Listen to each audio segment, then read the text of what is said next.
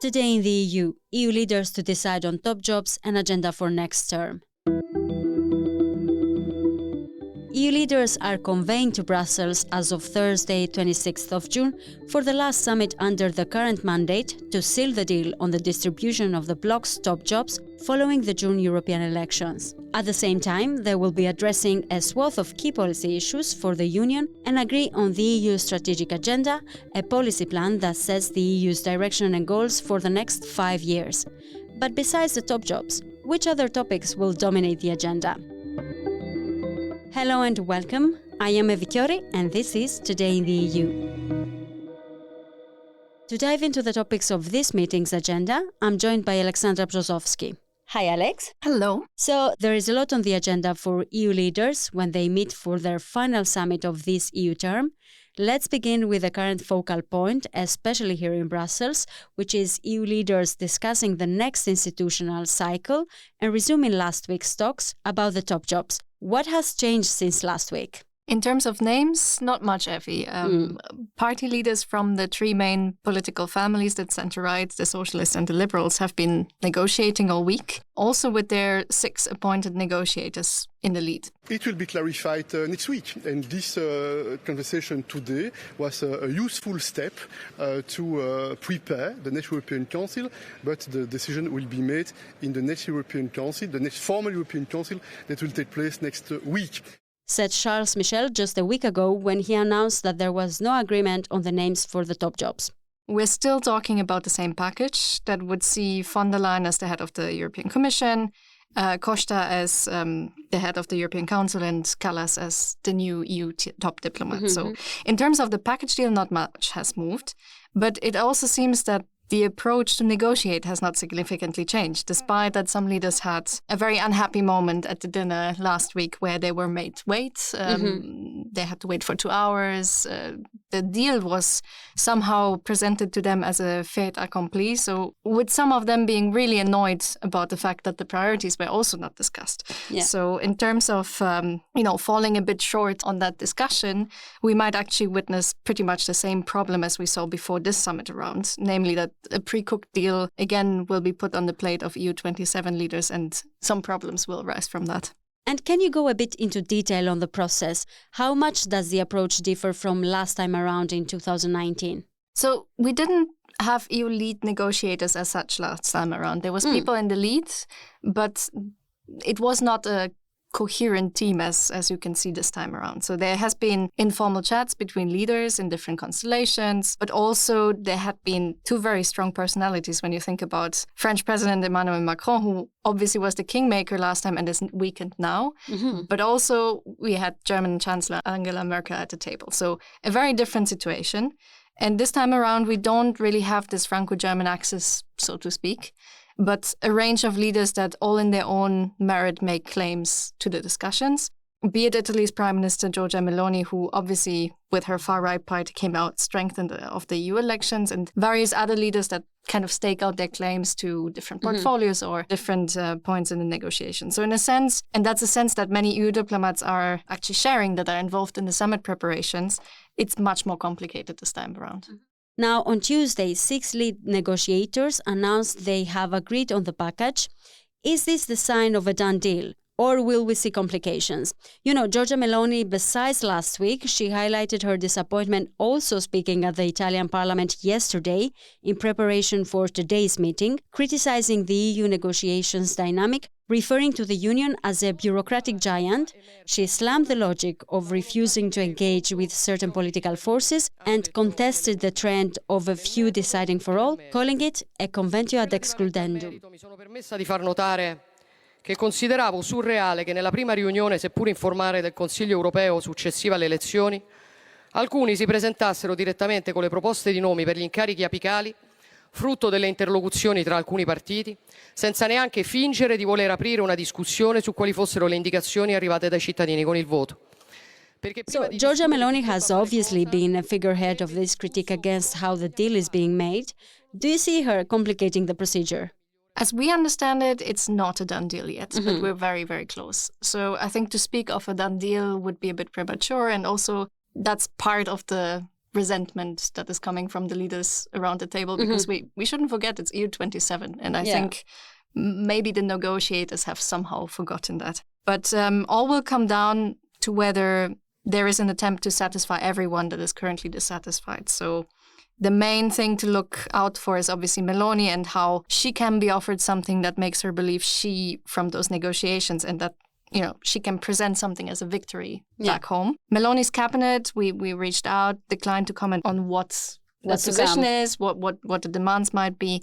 But we understand that obviously both Macron and the EPP negotiators were in touch with her over the past days. So the latest is that we understand that Italy and France are kind of both vying for the same role in the new European Commission, which is a strong economic post. With Commissioner Breton now in the internal market portfolio, Paris would really like to keep one of the strong ones.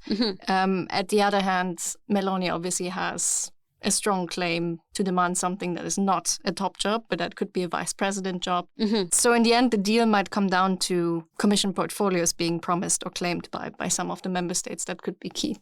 But we also shouldn't forget that this is not a unanimous decision. So theoretically, leaders will also have in the back of their head that they can do without some at the table if they're not satisfied. Right. And are 2 summit days enough to sort that out, you think?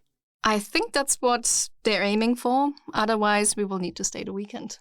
So, besides the top jobs, EU leaders are expected to adopt the strategic agenda for 2024 to 2029, a policy plan that sets the EU's direction and goals. What will be the centerpiece of the plan for the next mandate? Indeed, I mean, the agenda outline is meant to be approved at the summit. In the interim, it was not entirely sure whether really the discussion can happen at this summit. And I mean, there was also suggestions that it could go into the way of the EU top job discussions, that both could be linked, since leaders want to speak about priorities before the names. Now I think we are in a situation where that is not really possible. So our expectation is that it will be both discussed together. But according to what we see from the draft that is being finalized at the moment, and which we have seen, and which was sent to EU member states' capitals as well, there's not really a clear centerpiece, so to say, in that document. So there's main 3 themes that broadly range from competitiveness, security and defense, and values and rule of law. But in reality, and that's also thanks to member states sending their amendments in the past 2 weeks, especially when it comes to controversial bits, for example, on innovative solutions for migration, which were kind of demanded to be added, and also the slowly disappearing Green Deal agenda. It has now ended up a bit like a Christmas tree document, right? So everything is kind of touched upon. It's a broad outline, but from what the discussion was a few months ago, it was not meant to be that. It was to be a clear outline what the next Commission term is supposed to act upon. So I think now what we see, it's a really broad agenda. And then obviously there's the aspect that the Draghi report that is supposed to deal with radical change, or as he announced it himself, will only come afterwards. So initially both were meant to be published together, but that has changed. So this will come much later. Some are questioning a bit the purpose of that report, that whole exercise, I mean, in a way. And you mentioned 2 priorities, competitiveness and security and defense, that require a lot of financial resources. So the question here is, where is the money supposed to come from? This is indeed actually the $1 billion or billion euros question, if you will. The European Commission is expected to present to leaders a proposal to kind of explore all options for mobilizing funds for the defense industry, but also beyond, and to boost production to match wartime needs at the moment, and give the industry also a perspective to invest in the long term. So since March, we've been seeing different measures popping up, such as the use of the windfall profits from sanctioned Russian frozen assets, or even relaxing the lending criteria of the European Investment Bank. So those are all kind of ideas that have been floated, but the main problem remains that there's still no clear assessment of how much money will be actually needed. So the European Commission would need to make an assessment, and it is indeed to be presented, because so far nobody has seen it.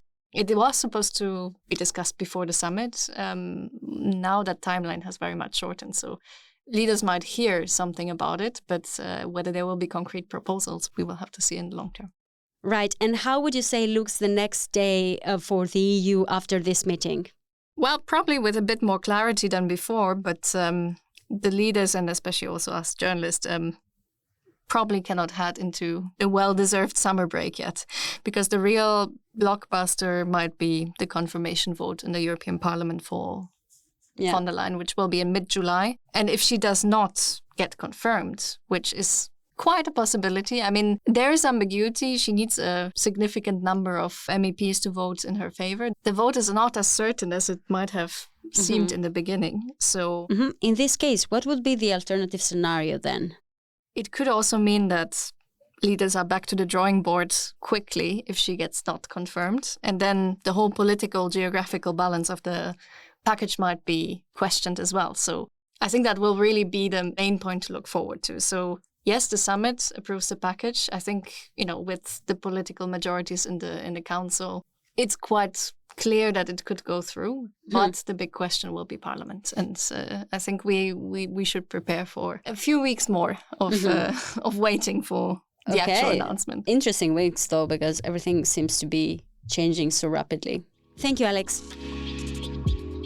I am Eva Chiori, and this was Euractiv's Today in the EU podcast. Visit Euractiv to stay on top of the latest news, sign up for our podcast newsletter, and if you haven't subscribed yet, you can find us on all streaming platforms. And please make sure to leave a comment or a review on Spotify and Apple Podcasts. Your reviews help us a lot to spread the word about our work. This episode was produced by Miriam Sáenz de Tejada, Nicoleta Yonta, and me. Thank you for tuning in, and we will be back tomorrow morning.